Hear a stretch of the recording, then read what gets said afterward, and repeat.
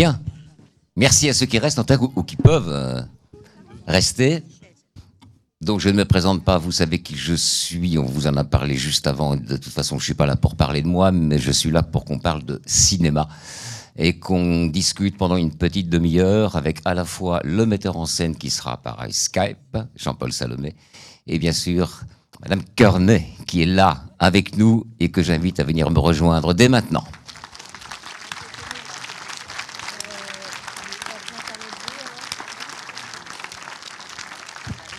Alors, elle va arriver dans quelques instants. Elle a fait un petit détour par un endroit où je suis allé moi aussi, voilà. Donc on va l'attendre. Alors pour patienter, ce que je peux vous dire, c'est que je suis ravi d'être là parce que j'ai traité cette histoire dans Affaires sensibles à la fois en radio sur France Inter et en télévision sur France 2. Donc ça voulait dire à quel point j'étais attaché à cette histoire. Et il y a de quoi, vous l'avez vu.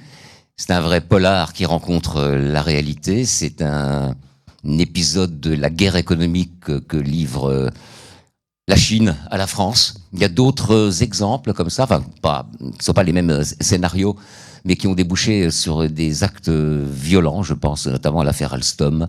Donc on est au cœur d'un mécano avec des enjeux énormes. Vous l'imaginez, le nucléaire brasse des sommes incroyables. Et il y a ces fameux intermédiaires. C'est un métier, hein, intermédiaire. L'affaire des frégates de Taïwan est évoquée au début du film. Là aussi, l'attentat Karachi et autres, c'est aussi une histoire d'intermédiaires. Ce sont des gens qui sont des apporteurs d'affaires, et les grandes entreprises en ont besoin, et ils ont des rétributions qui sont souvent énormes, parfois des rétrocommissions, qui, concernant les commissions, elles ne sont pas illégales. Ce sont les rétrocommissions qui sont illégales dans certaines conditions. Et on est là avec l'affaire de Maureen Kernel dans cette guerre économique-là. Et vous voyez à quel point le terrain est dangereux. Est-ce que Maureen est revenue? Dites-moi. Est-ce qu'elle est là? Non, toujours pas? Bien. Bon. En tout cas, vous avez raison de rester. C'est...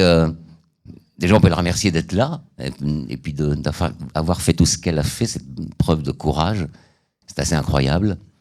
Et elle est merveilleusement, je trouve, incarnée par Isabelle Huppert, qui est une immense actrice, immense, absolument immense, et qui le prouve là encore. Moi, j'ai trouvé le film assez formidable d'un point de vue documentaire, comme je connais bien l'histoire. C'est d'une précision assez chirurgicale, voilà. Mais j'en dis pas plus, puisque c'est un film en compétition. Et en attendant Maureen, je n'en dirai pas plus. Bien, qu'est-ce que je pourrais vous dire en attendant qu'elle arrive, cette chère Maureen? Peut-être aussi... Pardon? Il est là. Mais oui, je ne l'avais pas vu. Bonjour Jean-Paul. Bonjour. Bon, bravo. C'était formidable. Bravo. Oui. Passionnant. Absolument passionnant. Je regrette de ne pas être avec vous, évidemment. Mais bon, je suis là par Skype et j'essaierai d'être au mieux. Vous êtes là. Au mieux. Vous êtes là. Voilà. Déjà, puisque vous êtes là, la question est assez évidente. Qu'est-ce qui vous a donné envie de vous lancer dans l'aventure de ce film? L'histoire, bien sûr, le courage de Maureen, mais encore. Oui, c'est un mélange de tout ça. C'est vrai que c'est en lisant un tweet sur l'affaire que je ne connaissais absolument pas et qui annonçait la sortie du livre de Caroline Michel-Aguirre, la journaliste de l'Obs, qui a écrit ce récit et qui a fait cette enquête journalistique. Et c'est vrai que ce tweet m'a donné envie de lire le livre. J'ai lu le livre tout de suite et dès que j'ai lu le livre, j'ai eu envie. Je me suis dit d'abord, il y a un film, il y a une histoire à raconter. Le courage de cette femme, ce qui lui arrive, son histoire, cette histoire que je ne connaissais pas, dont j'avais entendu certaines bribes comme ça, mais j'en connaissais pas plus. Et puis je trouvais qu'il y avait quelque chose d'extrêmement cinématographique, même dans le mouvement de son histoire, entre sa ténacité, son obsession, son courage, son agression et ensuite sa dépression. Et puis le fait qu'elle ait réussi à remonter la pente et ce twist incroyable sur la fin où grâce à l'enquête de Caroline Michel-Aguirre, le puzzle, en tout cas une solution au puzzle se profile.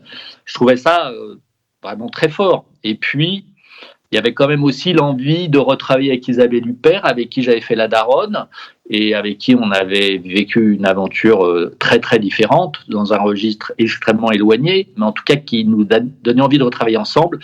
Et dès que j'ai lu le livre et que je suis allé sur Internet et que j'ai vu les photos et le vrai visage de Maureen Kerney, je me suis dit, mais Isabelle pourra le faire, même il y a une certaine ressemblance. Enfin, on pourra la faire ressembler physiquement, même à Maureen Kerney. Il y avait quelque chose de similaire dans leur physique, dans leur taille, leur corpulence, cette espèce voilà d'énergie comme ça sur ce corps de femme. Et je trouvais ça très très important.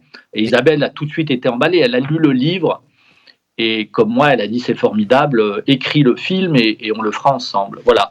Donc c'était toutes ces choses mélangées qui font que j'ai eu envie de faire ce film. Ouais. Et quelle a été la méthode de travail avec Isabelle Huppert par rapport au personnage qu'elle incarne? Elles se sont beaucoup parlé. Comment ça s'est passé? Ou est-ce qu'elle a voulu garder un peu de distance pour incarner? Oui, Isabelle a voulu garder un peu de distance, c'est-à-dire elle avait très envie de lui ressembler physiquement, parce que ça, c'est vraiment quelque chose de la comédie, de l'ordre du jeu, d'avoir la couleur de cheveux, les accessoires. Maureen nous a envoyé des photos de ses accessoires, et que ça, on a retrouvé à peu près les mêmes, les boucles d'oreilles, les lunettes, les vêtements. Enfin, avoir la panoplie, entre guillemets, de Maureen Kerney. Par contre, c'est vrai qu'elle voulait quand même, Isabelle, garder une certaine liberté par rapport à son interprétation. Elle voulait pas se sentir obligée de faire un décalcomanie de la vraie Maureen Kerney. Évidemment, je pense qu'à l'arrivée, il y a des tas de choses qui sont semblables, mais elle voulait garder cette liberté-là. Elles se sont vues pendant le tournage. Maureen est venue nous voir plusieurs fois sur le plateau. Mais il n'y a pas eu de travail vraiment avant. Isabelle n'y tenait pas vraiment. Je pense qu'elle voulait garder cette liberté. Elle ne voulait pas être... voilà ce que j'ai dit tout à l'heure. Parfait. Donc ça s'est fait comme ça. Ouais. Bien, Jean-Paul, justement, Maureen est là. Maureen. Venez me rejoindre, s'il vous plaît. Là.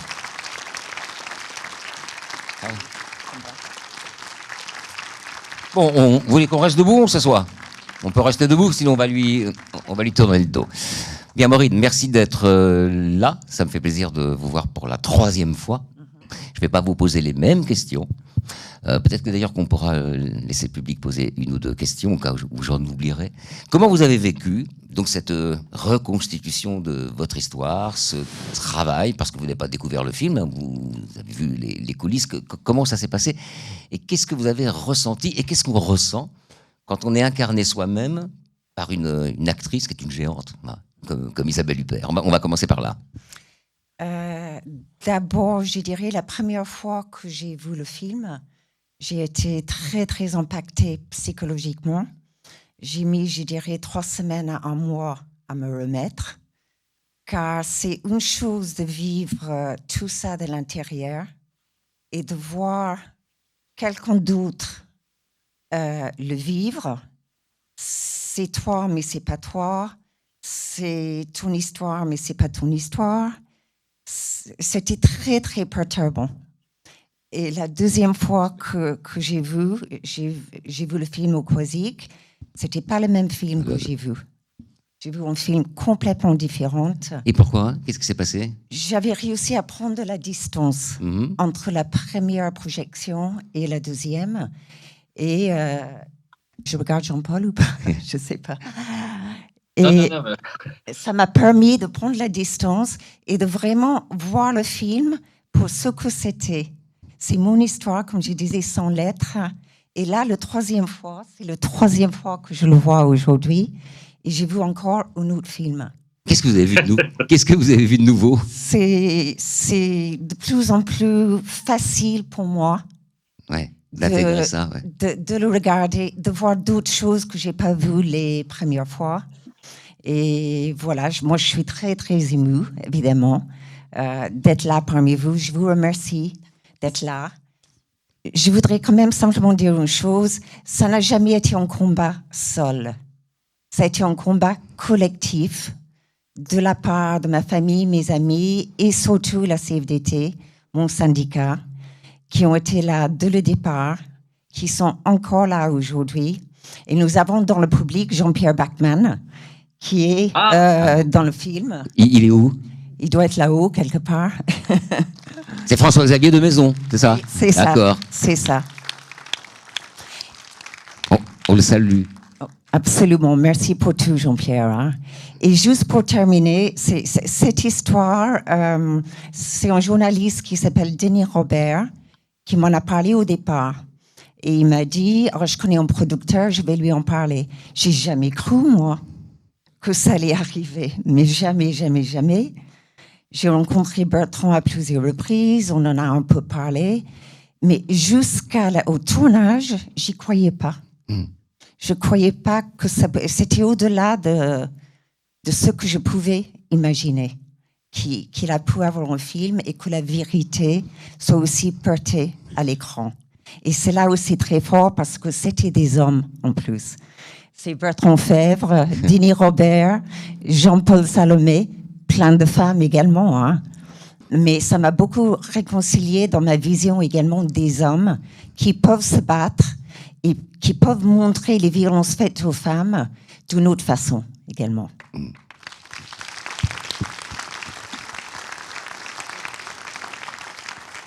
Denis Robert, le journaliste que vous évoquez, a lui aussi connu des violences contre lui-même. Et j'avoue que notre profession de journaliste n'a pas à être fière de son comportement vis-à-vis de lui. On l'a laissé tomber parce qu'on n'a pas voulu le croire, parce que c'était gênant de le croire. C'est comme ça. Jean-Paul. Oui. Concernant la présence de Maureen, c'est-à-dire le personnage réel que vous mettez en scène dans ce qui n'est pas un documentaire, mais qui se rapproche du documentaire, vous êtes un artiste avant tout en tant que cinéaste, mais vous aviez ce souci de coller à la vérité et faire passer la priorité documentaire devant la priorité artistique, sachant que, pour autant, le film est très bien fait.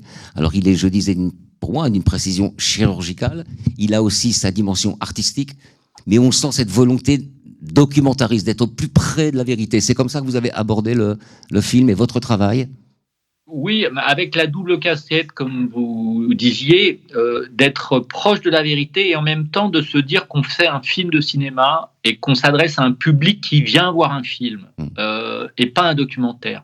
En cela, c'était un peu compliqué parce que j'avais toujours cette phrase en tête qui était que les bonnes intentions ne font pas forcément des bons films.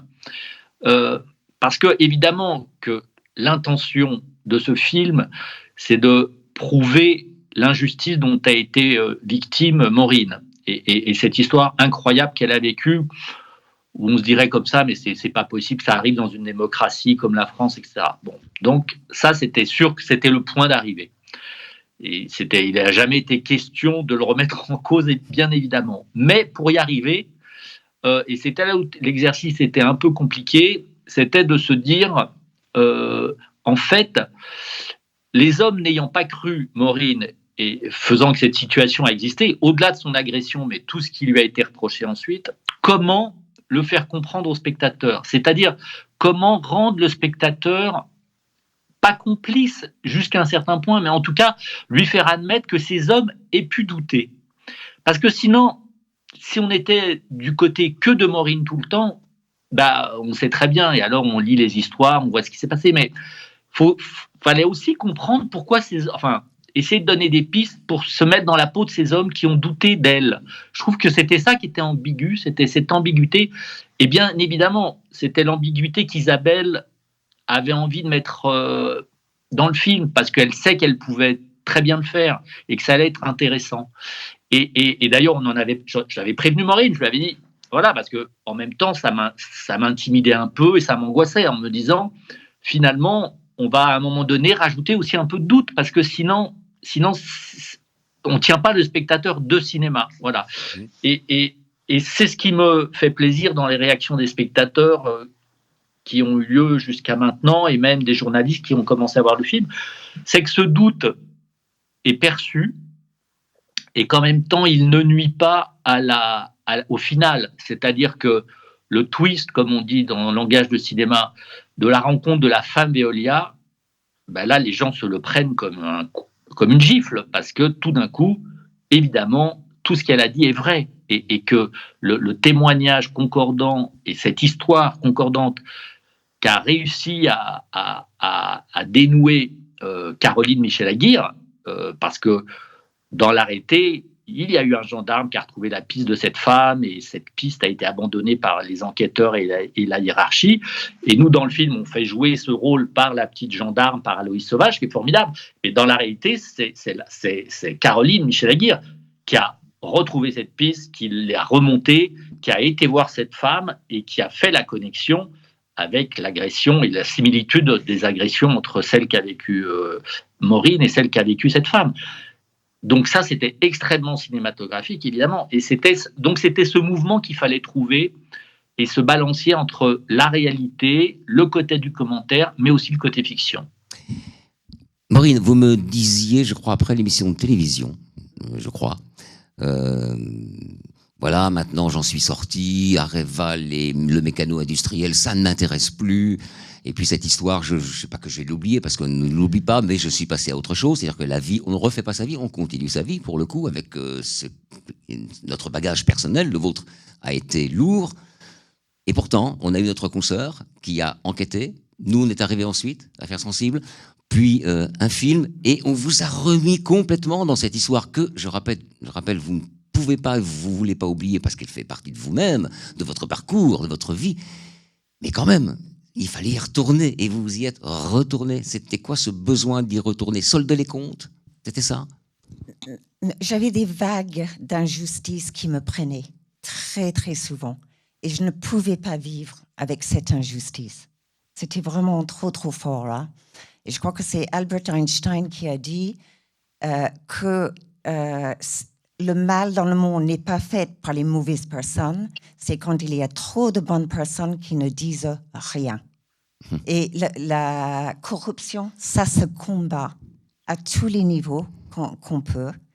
Et chacun a son petit niveau. Mais bon, je suis loin de tout ça aujourd'hui. Cependant, je dirais simplement, on voit l'état du nucléaire. Malheureusement, on avait tout prévu. Ah, vous aviez totalement raison. En fait, vous avez eu tort d'avoir raison. Voilà, et on a eu tort d'avoir eu raison trop tôt et on a eu tort de tenter de sauver l'industrie nucléaire. Et ça, c'était beaucoup grâce au soutien encore de la CFDT et le comité de groupe européen, où on était une dizaine de nationalités très soudées et on s'est vraiment combattu. Ça a servi à rien. Moi, le reproche qu'on m'a fait un jour, j'étais co-prof d'anglais, donc j'avais fait un parcours universitaire, j'avais pas fait une grande école, donc je ne pouvais pas comprendre ce que je dénonçais. Rassurez-vous, nous recevons, nous les journalistes, quand nous abordons des problèmes, des sujets sur le nucléaire, toujours le même reproche, vous n'avez pas le droit d'en parler parce que c'est compliqué et que vous ne comprenez rien. Donc c'est vraiment leur façon de faire. Et ce que je voulais, Jean-Paul, je voulais rajouter, c'est que c'est assez cocasse parce qu'il y a 2 ans, quand le film a commencé à exister, qu'il a fallu chercher des financements, etc., ce qui n'a pas été simple. Et d'ailleurs, je veux remercier France Télévisions qui s'est impliqué, ce qui était assez courageux, et ECS et d'autres. Ce qui était compliqué, c'est que les gens nous disaient « mais le nucléaire, ça n'intéresse personne, c'est fini, il n'y a pas de sujet, quoi ». Voilà. Et 2 ans plus tard, on est quand même en plein dedans, parce que là, on ne sait toujours pas si on va nous couper de l'électricité cet hiver ou ce qui va se passer. Et en gros, on nous dit tout ça parce que il y a la perte de l'indépendance énergétique, que nos centrales ne sont plus entretenues, qu'elles ne sont pas à pleine capacité de production, etc. Donc, je veux dire, c'est l'histoire de Maureen, c'est le début de la fin quand même. C'est l'une des premières phases qui fait que tout ça s'est complètement effiloché depuis cette époque-là. Le réel croise souvent la fiction pour le cinéma, bien sûr, pour le théâtre, la littérature. Le mariage comme ça du réel et de la fiction, c'est un chemin que vous voulez continuer à emprunter? Aller chercher vos histoires cinématographiques dans le réel? Mais en fait, je l'ai souvent fait, dans des registres très différents.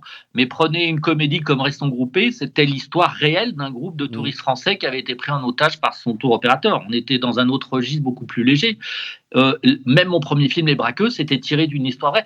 Je suis souvent parti d'articles de journaux, de faits divers. des fois de romans, mais c'est quelque chose où je suis très à l'aise avec cette base de réel pour après en tricoter une fiction. Mais c'est pas la première fois. Alors, bien sûr que dans l'avenir, ça m'arrivera certainement encore. Mais c'est pas quelque chose de nouveau. Ce qui est nouveau, peut-être aussi, c'est la force de ce sujet, c'est la force de ce personnage, c'est le registre, qui est en fait un registre assez peu utilisé, c'est pas le terme, enfin qui en ce moment, je vais dire le thriller politique en France, on peut pas dire que ce soit un genre cinématographique extrêmement exploité. Les gens n'en reviennent pas, par exemple, qu'il y ait tous les vrais noms, toutes les personnes soient nommées. On verra ce qui se passe, mais en tout cas, oui, pour moi, c'était évidemment que le projet, on n'allait pas prendre des faux noms et qu'il fallait garder les noms des vraies personnes. Mais ça, c'est pas arrivé depuis longtemps dans un film français traitant d'un sujet politique. Allez, les plein pied dans la réalité, absolument.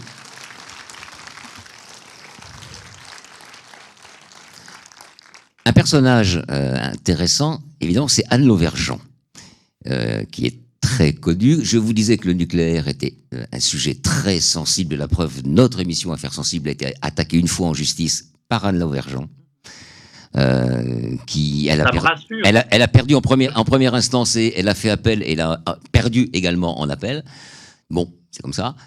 Avec vous, les rapports étaient des rapports. Quelle était la nature des rapports que vous entreteniez avec Anne Lauvergeon et quel était son comportement réel dans cette affaire? Est-ce que ce qu'on voit dans le film reflète cette réalité-là?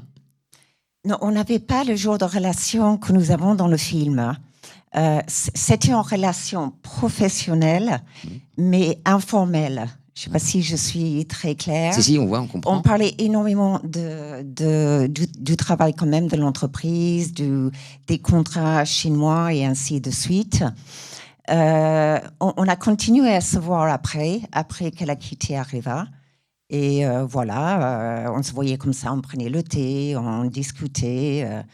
Et c'était en relation, pas d'amitié, je ne peux pas dire, mais de copinage presque, entre guillemets. Et au moment où j'étais agressée, elle a reçu des coups de fil anonymes menaçant ses enfants. Et c'est vrai qu'elle a pris un garde-corps pour ses enfants. Et du coup, on a décidé de mettre une distance entre elle et moi. Parce qu'effectivement, il y a aussi des articles de journaux qui disaient que j'étais son larbin, que j'étais sous son emprise et qu'elle m'aurait manipulée pour que je m'agresse pour je ne sais pas quelle raison, mais bon, voilà. Donc, on a pris la distance l'une avec l'autre. Et moi, ça me convient très bien. Bon, voilà. C'est clarifié. Jean-Paul, un dernier mot? Par rapport à Anne Lauvergeon, Marina s'est évidemment beaucoup amusée à jouer ce personnage. Et je trouve qu'elle le fait terriblement bien. En plus, elle avait une entente parfaite avec Isabelle. Elle n'avait quasiment jamais tourné ensemble et elle se réjouissait d'avoir ces quelques scènes ensemble. Et c'est vrai que voilà, on est aussi parti du livre et des choses qu'il y avait dans le livre qu'on a un petit peu, mais pas tant que ça. Je pense que Maureen garde l'image de Anne Lauvergeon comme ça et je la comprends, mais que le film s'est attaché à montrer aussi ce personnage qui, à un moment donné, a quand même un peu laissé tomber quand même. Voilà, je pense qu'à un moment donné, Anne Lauvergeon a aussi vu son intérêt et a vu sa carrière et qu'elle n'avait pas forcément envie d'être liée perpétuellement à l'affaire de Maureen. Oui. Et qu'il y a eu ce détachement un peu comme ça qui a été, je pense, voilà, qui a dû être un peu une petite trahison quelque part. Enfin, moi, en tout cas, c'est évidemment que on avait envie de le traiter aussi comme ça et que c'était plus intéressant. Mais je pense pas qu'on ait été très très loin de la réalité non plus, en tout cas. Ah, alors j'avais dit un dernier mot, mais c'est pas le dernier. Le mari de Maureen, il tient une place très importante dans le film, et c'est normal puisqu'il tient une place importante dans sa vie. Comment vous l'avez travaillé celui-là? Parce qu'il est aussi particulièrement réussi. On se met vraiment à sa place. C'est vrai que quand j'ai rencontré Maureen, Gilles et leur fille, on s'est rencontrés au moment où on écrivait le scénario. J'ai vu qu'il y avait quelque chose de très fort dans cette famille, qu'ils avaient traversé une épreuve incroyable, quand même, une épreuve à laquelle je pense peu de couples auraient pu continuer à survivre, et que ils y sont arrivés. Donc je me dis qu'il y avait quelque chose de très fort, et en même temps, je voyais quand même deux personnalités tellement différentes l'une de l'autre, deux univers tellement différents, que je voulais absolument que ça continue à l'image, et que ce qui m'a poussé à aller chercher un acteur comme Grégory, c'est justement cette différence même physique qu'il a avec Isabelle Huppert, et avec ce côté de couple improbable. Et en même temps, c'est ce qui marche. Et ça me fait beaucoup plaisir, parce que tous les spectateurs me disent, mais ce couple est dingue, parce qu'on sent quelque chose, on sent une vraie complicité. Et en même temps, ces moments de dissension, ces moments, presque un moment de doute qu'il peut avoir aussi humainement, à un moment donné où il répond pas très bien avec les flics, il fait de l'humour avec les flics, et puis ça se retourne contre elle. Ça, il y avait dans le bouquin aussi, et je trouvais que ça me tordait les boyaux, comme on dit. Je me disais, mais c'est horrible. Mais voilà, on sentait quand même qu'il y avait ce ciment fort, et qu'ils ont quand même survécu au milieu de cette tempête, ce qui était incroyable. Et ce qui était très beau, voilà. Et ce qu'on a essayé de rendre compte avec Grégory et Isabelle, qui étaient tout à fait sur cette ligne-là et qui avaient envie de le traiter. Et pareil, qui sont si bien entendus, qui ont eu cette complicité de jeu, que je pense que sinon ils s'étaient jamais vus de la vie, ils n'avaient jamais joué ensemble, et tout de suite il y a eu le couple. Quand on les a vus ensemble, on a fait des photos aux essais de costumes, on s'est dit, ça, le couple va exister. Voilà. Ouais. Et il existe très fort dans le film. C'est parce qu'il existait très fort dans la réalité. Voilà, ouais. Moi, j'ai pas inventé grand-chose non plus. Hein. Et parce que ce sont aussi de vrais pros avec beaucoup de talent. Oui, mais pas seulement. Ouais, pas seulement, bien sûr, mais aussi. Et les virtuoses, il faut une partition, quoi. Ouais, c'est vrai. C'est vrai. Quand vous avez des virtuoses plus une bonne partition, là, voilà, on y arrive.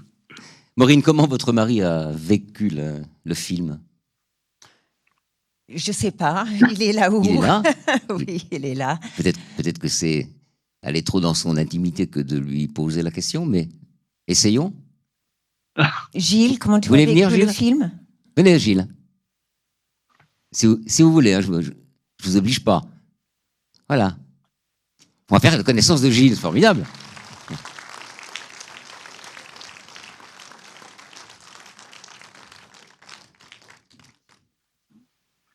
Alors, je lui dis bonsoir d'ailleurs, bonjour. Bonjour Gilles, enchanté. Je connaissais votre femme, mais pas vous. Ça y est, maintenant je connais tout le monde. Bonsoir. Je suis tout le portrait de Grégory Gadebois. Vraiment, là, ils ont trouvé Isabelle pour Maureen et Gadebois pour moi. Brad Pitt n'était pas libre, et Omar Sy, ça collait moyen, il est beaucoup trop grand. Donc c'est moi. Bon, comment vous l'avez vécu ce film quand vous... Comment j'ai vécu le film ? Un petit peu comme Maureen, c'est la 3e fois que je le vois. Et c'est un 3e film, quoi.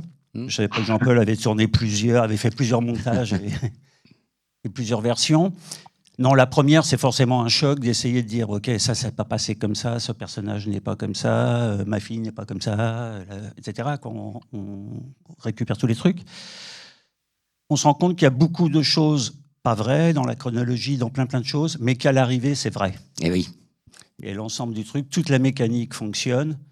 Et à l'arrivée, quelqu'un qui n'aurait pas lu les articles, vu les documentaires à la télé,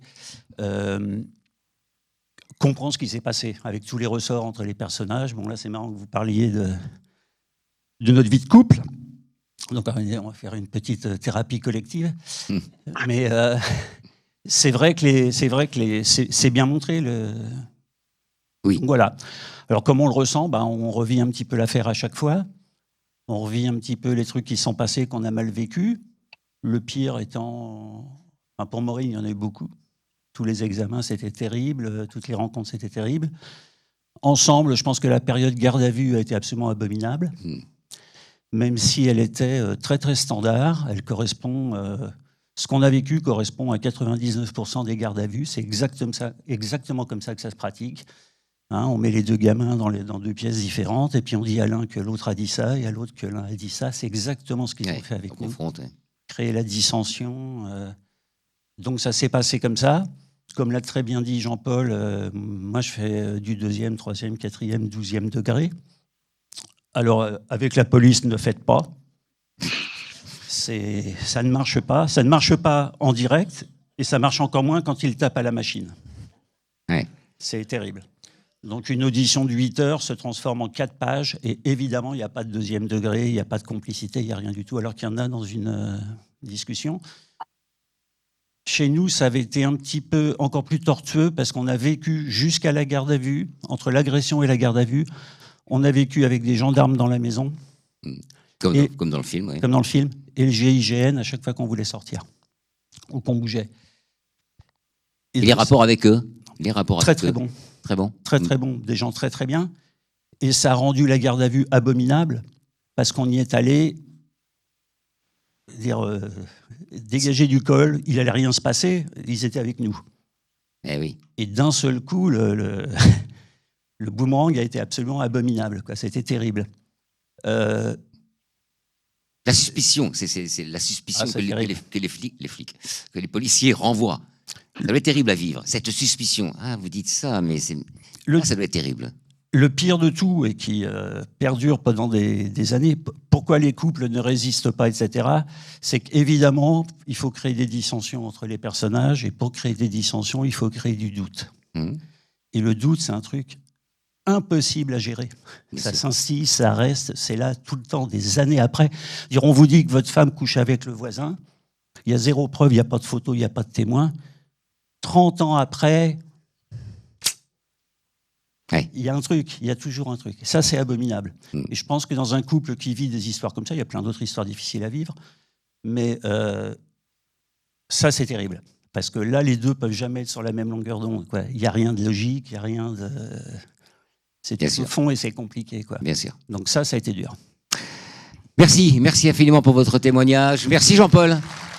Merci. Au revoir. Bientôt. Merci mesdames et messieurs, j'espère qu'on n'a rien oublié. On est un peu plus de 30 minutes. Merci Maureen. Au revoir. Enfin, à tout de suite. Merci de votre attention. Bonsoir.